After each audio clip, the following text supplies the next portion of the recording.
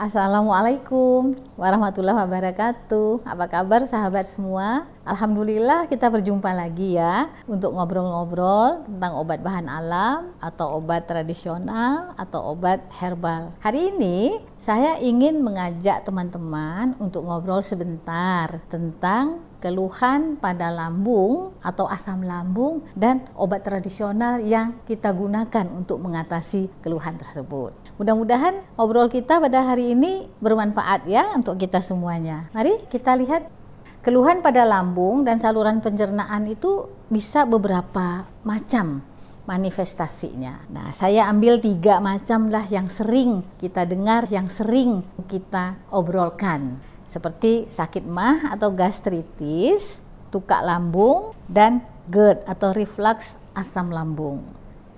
Nah, mah atau gastritis ini berupa radang. Jadi permukaan lambung kita tuh meradang karena ada kerusakan di situ. Tentu menimbulkan rasa yang tidak nyaman, bisa perih, kembung, dan lain sebagainya. Keluhan ini bisa berupa akut, bisa juga berupa kronis ya. Tiba-tiba, dan ini juga yang sifatnya jangka panjang.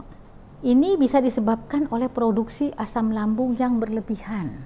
Asam lambung itu kita butuhkan untuk mencerna makanan kita, dan memang dia berada di lambung dan dihasilkan oleh sekelompok sel-sel penghasil asam lambung itu untuk mencerna makanan kita. Namun pada kondisi tertentu kok dia diproduksi secara berlebihan sehingga menimbulkan keluhan-keluhan pada kesehatan. Bisa juga ini disebabkan oleh infeksi bakteri ya. Jadi ini kira-kira ranah yang kita bahas tentang gastritis atau sakit mah. Kemudian ada satu lagi tukak lambung. Ini terutama disebabkan oleh infeksi kuman atau bakteri yaitu Helicobacter pylori. Ini bisa juga disebabkan oleh efek samping dari obat pereda nyeri yang dikonsumsi dalam jangka waktu yang panjang. Ini keluhannya berupa sakit perut, dispepsia, ini keluhan-keluhan seperti mual, seperti muntah, dan rasa tidak nyaman di saluran pencernaan, serta kerap bersendawa.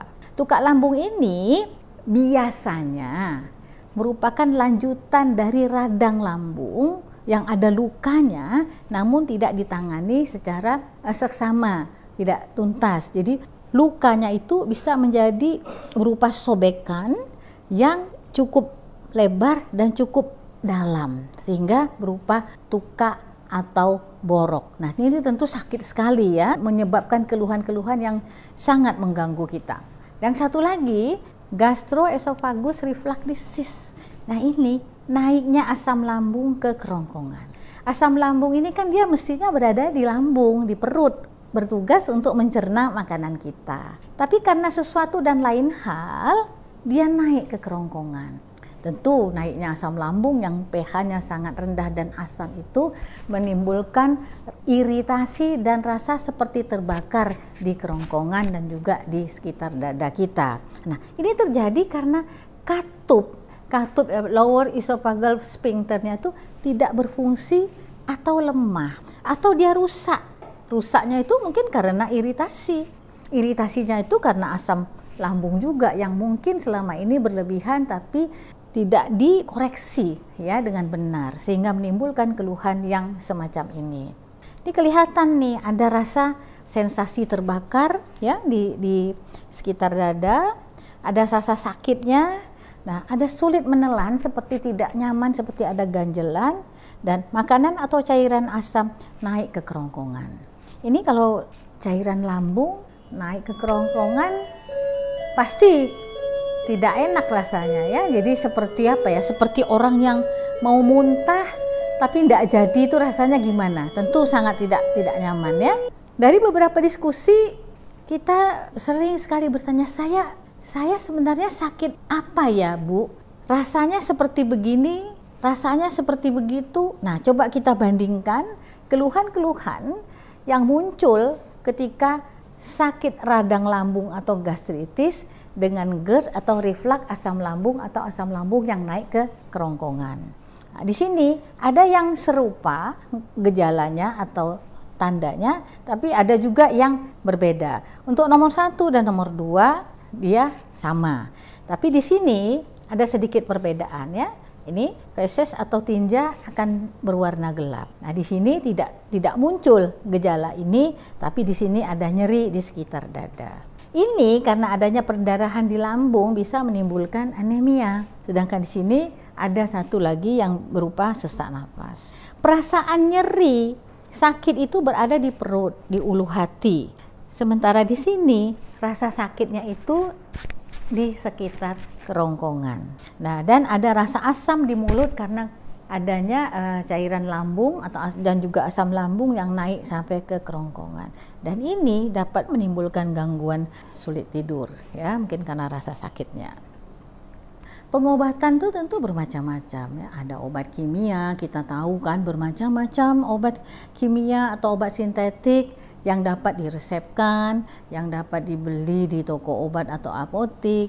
Dan kita juga punya pilihan lain selain obat kimia atau obat sintetik itu, yaitu adanya obat bahan alam yang dapat kita gunakan untuk mengatasi keluhan lambung.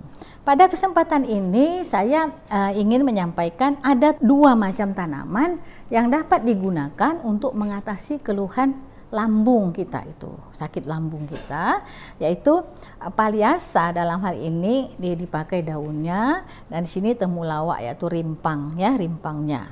2 tanaman ini ya tanaman obat tradisional Indonesia yang banyak sekali manfaatnya. Apalagi temulawak ya sudah sangat terkenal, sangat populer di Indonesia ya, kerap sekali jamu mengandung temulawak. Mengapa kita memperbincangkan 2 tanaman itu? Mengapa kita memilih temulawak dan Phaliasa? Karena kedua tanaman ini sudah mempunyai karena riwayat empirisnya, jadi ada riwayat tentang khasiatnya.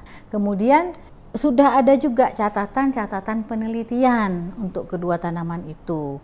Di sini kita lihat ada beberapa penelitian pada tahun 2008 ini yang dilakukan oleh orang Indonesia.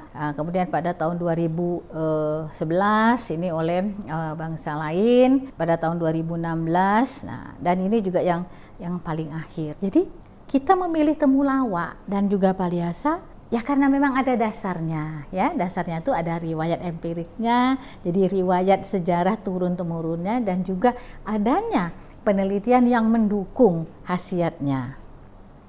Kedua tanaman itu kan mempunyai senyawa bioaktif serta mempunyai aktivitas farmakologi yang dapat kita gunakan, dapat kita manfaatkan untuk pengobatan.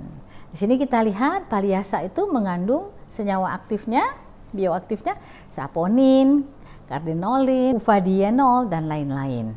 Aktivitasnya ini sebagai antiinflamasi, anti alergi, antioksidan. Antioksidan ini penting sekali karena dia dapat menetralkan kerusakan sel tubuh kita ya yang terjadi karena adanya radikal bebas. Kemudian di sini temulawak mempunyai senyawa aktif berupa fenol, flavonoid, dan kurkumin ya. Di sini mempunyai aktivitas juga antioksidan untuk menangkap radikal bebas, menstabilkan membran sel, mengurangi sekresi asam lambung. Nah, ini penting ya kan? Mencegah kerusakan mukosa lambung. Lalu mempunyai juga aktivitas sebagai antiinflamasi, antimikroba, dan anti kanker.